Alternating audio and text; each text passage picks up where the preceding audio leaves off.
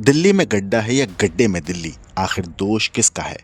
उस जलबोर्ड का जिसने बीच सड़क बिना चेतावनी के एक गड्ढा खोद दिया, या फिर राजधानी दिल्ली की पुलिस का जिसके पास एक इंसान को ढूंढने तक का वक्त नहीं था, या उन नेताओं का जो चुनाव में बड़े बड़े वादे करते हैं और बाद में जनता को भगवान भरोसे छोड़ देते हैं।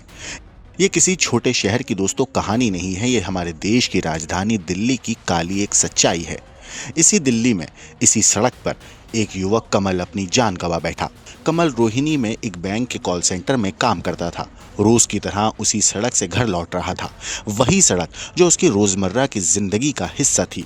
मगर उसे क्या पता था कि उसी रास्ते में जलबोर्ड ने बिना बैरिगेटिंग, बिना चेतावनी एक गड्ढा खोद रखा है, और वही गड्ढा उसकी जिंदगी का आखिरी पड़ाव बन जाएगा।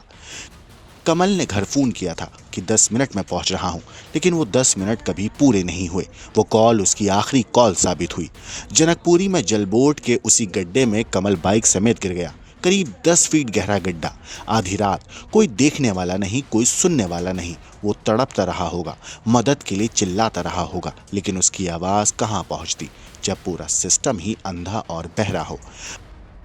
परिवार रात भर थाने के चक्कर काटता रहा। पुलिस कहती रही 200 मीटर के दायरे में खुद ढूंढ लो, रात हो गई है कल आना। मतलब साफ था, सोना हमारा काम है और रोना तुम्हारा। अब इसे हादसा कहें या हत्या, ये सिस्टम के हाथों हुई हत्या है या फिर सड़क पर चलते हुए महज एक हादसा। वैसे हैरानी की बात यह है कि जलबोर्ड ने गड्ढा तो खोदा, लेकिन ना ठीक से बैरिगेटिंग की, ना कोई चेतावनी बोर्ड लगाया। बस सब कुछ भगवान के भरोसे छोड़ दिया। जो बच गया वो किस्मत वाला, जो नहीं बचा वो बदकिस्मत।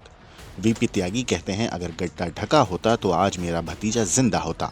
सबसे चौंकाने वाली बात यह है कि दिल्ली जल बोर्ड के मंत्री आशीष सूद इसी इलाके यानी जनकपुरी के विधायक भी हैं, लेकिन एक्शन के नाम पर बस 2-3 अधिकारी को हटा दिया गया। मंत्री जी कहते हैं हमने कार्रवाई कर दी, मगर सवाल यह है कि इस तरह की कार्रवाई के आगे किसी की जान बचेगी?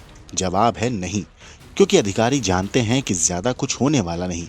बस खाना पूर्ति होगी, एक बलि का बकरा मिलेगा और मामला ठंडा पड़ जाएगा। कमल के पिता सवाल पूछते हैं, गैर इरादतन हत्या का केस क्यों नहीं बनता? उन 7 थानों पर केस क्यों नहीं जिन्होंने पूरी रात हमें भटकाया? मंत्री पर कार्रवाई क्यों नहीं? लेकिन यही तो सिस्टम है दोस्तों, हर सरकार में एक जैसा। यहाँ इंसान की जान की कीमत नहीं होती, फिर चाहे नोएडा का युवराज हो या दिल्ली का कमल। तो जल बोर्ड ने एक साइड से बैरिकेडिंग बिल्कुल की नहीं है, उस पर रोड खुली छोड़ रखी है, और जहाँ पे लड़के की डेथ हुई है वहाँ पे इतनी ऊंची रेलिंग है, वहाँ से ना तो स्कूटी जा सकती है ऊपर, ना कोई छलांग लगा सकता है। तो ये सरासर सारी गलती जल बोर्ड की है, जिन्होंने वहाँ पे खुदाई की और उसको बंद नहीं किया।